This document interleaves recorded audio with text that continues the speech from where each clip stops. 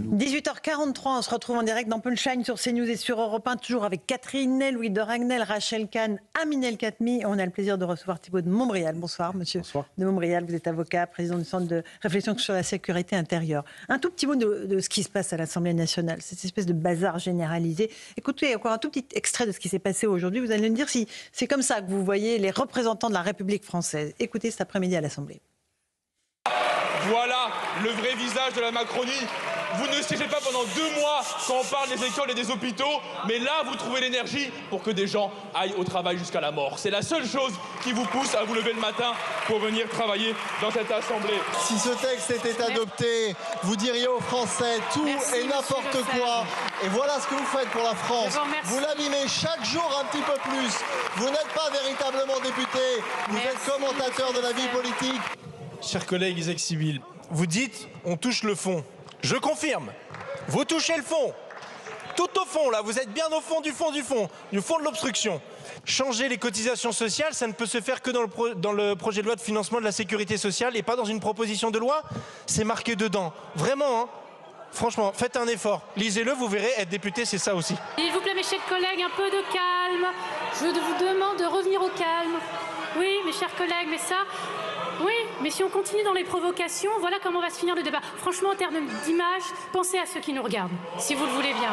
Et ceux qui regardent, ce sont les Français, téléspectateurs, auditeurs aussi. Thibault de Montbrial, quand vous entendez Hugo Bernal ici donner des leçons dans l'hémicycle, vous dites quoi de la France insoumise? Je pense qu'il y a une très grande majorité de nos concitoyens qui ne peuvent être consternés par le spectacle quotidien à l'Assemblée, et notamment par l'action de la France insoumise, qui est une action soigneusement réfléchie. Hein. C'est une stratégie, et de voir Hugo Bernalicis, qui est l'auteur de la proposition de loi pour abolir le délit d'apologie du terrorisme, qu'il a eu l'indécence de déposer en plein procès Samuel Paty, tous des assassins de l'équipe qui a conduit au meurtre de Samuel Paty.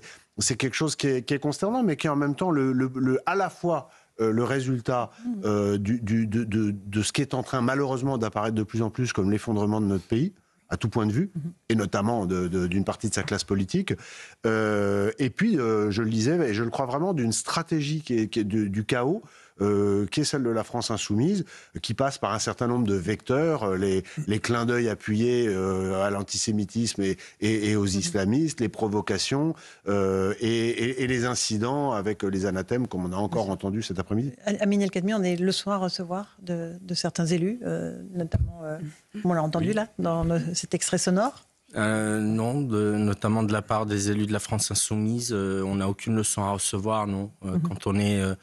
Quand on a commencé son mandat comme représentant du peuple et qu'on le termine comme petit télégraphiste du Hamas, en expliquant que le Hamas est une organisation de résistance et non un mouvement terroriste, en ricanant sur des bébés brûlés dans le four, en ayant une collègue parlementaire européenne qui va défiler à Amman dans une manifestation en hommage à des terroristes du Hamas et du Hezbollah. On n'est pas digne de son mandat de député. Et quand, comme si tout cela ne suffisait pas, on rajoute l'ignominie supplémentaire qui consiste, comme vient de le rappeler Maître de Montbrial, à vouloir retirer le délit d'apologie du terrorisme du code pénal, tant ils sont nombreux dans leur rang concernés par les procédures, je crois qu'on n'a pas de leçon à donner. Thibault de Montbrial. Oui, mais ce que vous dites, ça peut laisser penser que c'est exclusivement la responsabilité des députés et que il serait une espèce d'entité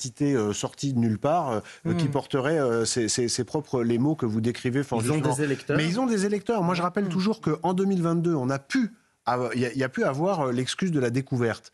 Mais tous les membres de la France insoumise qui se sont conduits le plus mal à l'Assemblée entre 2022 et 2024 ont été soit réélus au premier tour, soit élus avec une forte majorité au deuxième tour. Soit dit en passant, ça porte aussi la responsabilité de tous ceux, on entend François Hollande donner des leçons en ce moment, tous ceux comme François Hollande et même certains de droite qui ont préféré voter pour le nouveau Front Populaire que voter contre le bloc de gauche. Hein. Ça aussi, chacun, il faut se souvenir des prises de position des uns et des autres. Mais donc il y a une responsabilité responsabilité. De voir ces gens-là se conduire comme ça à l'Assemblée, ça n'est pas le fruit du hasard, c'est le fruit de stratégie politique. Et on a aussi la classe politique qu'on mérite. Je pense que tous les sondages montrent que la majorité de nos compatriotes, et même la très grande majorité de nos compatriotes, a un besoin, un espoir, une attente maladive de restauration de l'autorité, tout simplement pour que les gens puissent reprendre leurs activités en n'ayant pas peur de se faire agresser au coin de la rue et en sortant, en retrouvant un peu leur pays, parce qu'ils ont de plus en plus de mal à le retrouver, que ce soit dans les villes ou dans les campagnes.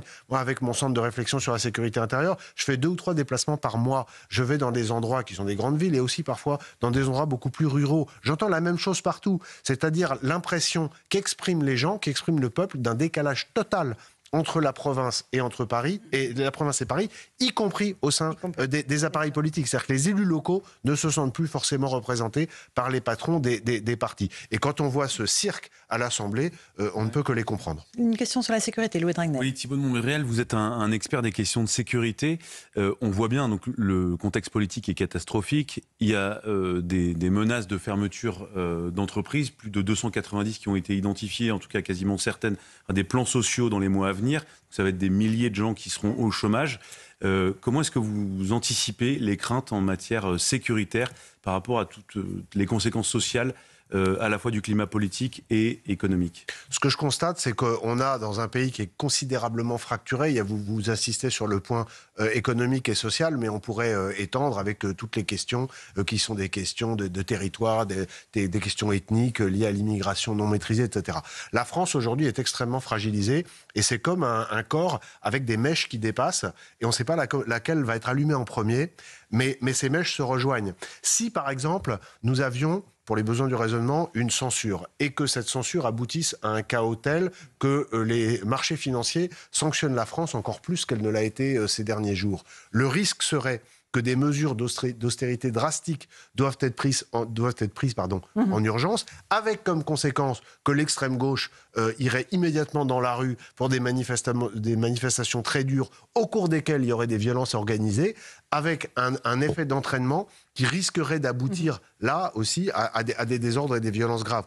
Ça peut aussi être demain une ouverture de feu sur la police ou une ouverture de feu de la police sur un individu qui a commis une infraction grave. Il y a des choses dont on ne parle même plus. Plus personne ne s'en étonne. Il y a 2 jours à Saint-Étienne, au marché de Noël, un individu qui agressait les gens avec un couteau a été tué par la police municipale. Il y a 10 ans, ça aurait fait la une de l'actualité pendant 3 jours. Aujourd'hui, plus personne n'en a parlé dans les grands médias, sauf sous forme de brève. Une affaire comme celle-là peut créer également un effet d'entraînement s'il y a un échange de coups de feu avec la police, des jeunes qui sont tués, etc.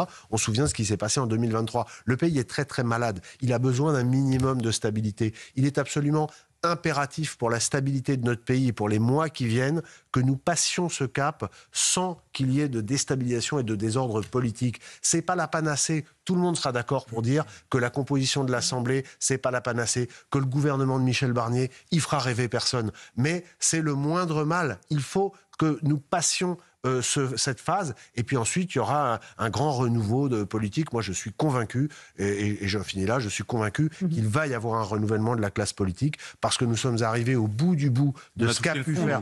Oui, je pense que on ne peut pas tomber plus bas. Si, on peut encore tomber plus bas. La question, si jamais il y a une censure, je pense qu'on va tomber très vite beaucoup plus bas, et on peut tomber plus bas, mais il faudra à un moment un grand renouvellement, et que je pense démocratique, que les Français, et notamment en province, l'appellent de leur vœu. Catherine Ney. Oui, enfin, ce renouvellement, on le souhaite, mais moi, je vois que souvent, dans les cabinets ministériels, il y avait des jeunes qui avaient fait des études et qui venaient en cabinet ministériel en disant « après, on se présentera à la députation ».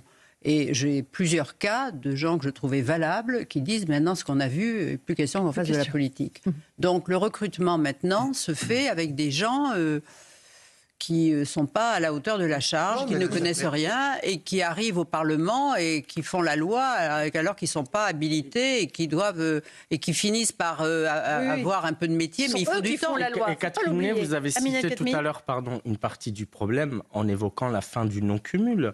Parce qu'on a entendu de grandes leçons de morale données à l'Ancien Monde. Mais dans l'Ancien Monde, vous aviez des élus qui commençaient par être élu municipal, qui construisait une légitimité avec un territoire, un lien avec des habitants, qui devenaient conseillers généraux, régionaux, puis qui devenaient députés. Là, vous avez des trolls et des apparatchiks qui n'ont aucune... Mais pardon, il n'y avait pas Louis Boyard, il n'y avait pas Sébastien Delogu, il n'y avait pas tous ces gens-là avant. Il y avait des élus locaux qui devenaient parlementaires et qui avaient le territoire. Une vraie légitimité. Nous allons vers des temps difficiles et les temps difficiles amèneront les hommes forts. Pas mal. Rachel Kahn, une question. Et justement, sur les temps difficiles, moi j'avais une question par rapport à notre sécurité intérieure. J'ai l'impression que sur le plan international, on a une ligne totalement incohérente. Même pire, on a 2 lignes.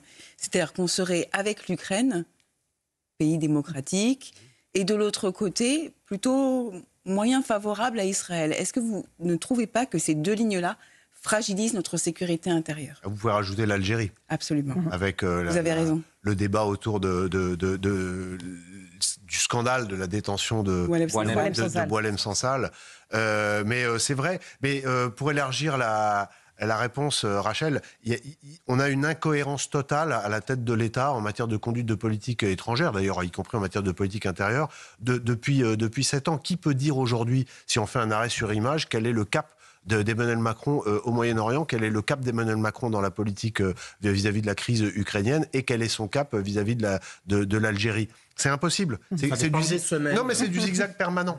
C'est du zigzag permanent. Donc, à partir du moment où il n'y a pas de cap, c'est impossible déjà de peser, d'être respecté, et ensuite de faire ce qui devrait être la tâche de tout gouvernant, c'est-à-dire de penser à 5 ou 10 ans. Juste sur la Russie, un mot, moi, qui me fascine. Il faut dire et répéter ce que personne ne dit, que les Russes s'en prennent à nous depuis 2 ou 3 ans en Afrique. C'est-à-dire que nous avons été attaqués, y compris parfois physiquement par les Russes, et nous n'avons pas réagi. On est parti, on a été chassé des pays dans lesquels nous avions une relation bilatérale forte et dont nous avions besoin, et je pense notamment à l'abandon du Niger, avec les conséquences en termes d'uranium, qui sont des conséquences stratégiques. On est parti, c'est-à-dire tout l'héritage africain de la France a été dilapidé en 18 mois. C'est les Russes qui en sont à l'origine. On n'a jamais réagi. Donc aujourd'hui, il faut dire, moi je pense qu'il faut penser à l'avenir. La Russie sera toujours là dans 5 ans, dans 10 ans. Il faut parler aux Russes, mais il faut également se montrer d'une très grande fermeté. La fermeté n'empêche pas le dialogue. Ce qui empêche le dialogue, c'est quand les gens en face de vous, quels qu'ils soient, sentent que vous n'avez aucune conviction, aucune vraie force et que vous êtes dans le zigzag permanent. Et pour finir, je dis également que je pense que sur ces questions-là, il faut avoir un cap, une fermeté, dialoguer et ne pas tout dire. Et le pire, c'est de dire qu'il y a des choses qu'il faut faire sans le dire. Et que les messages passent sans que le grand public le sache.